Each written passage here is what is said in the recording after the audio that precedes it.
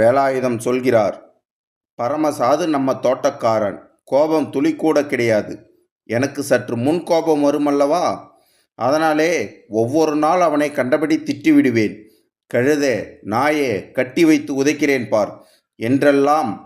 கோபிக்கவே மாட்டான். அவ்வளவு சாது. தலையை குனிந்தபடி நிற்பான். எதிர்த்து ஒரு பேச்சும் பேச மாட்டான். ஒரு நாள் என்னமோ மன கஷ்டம் எனக்கு.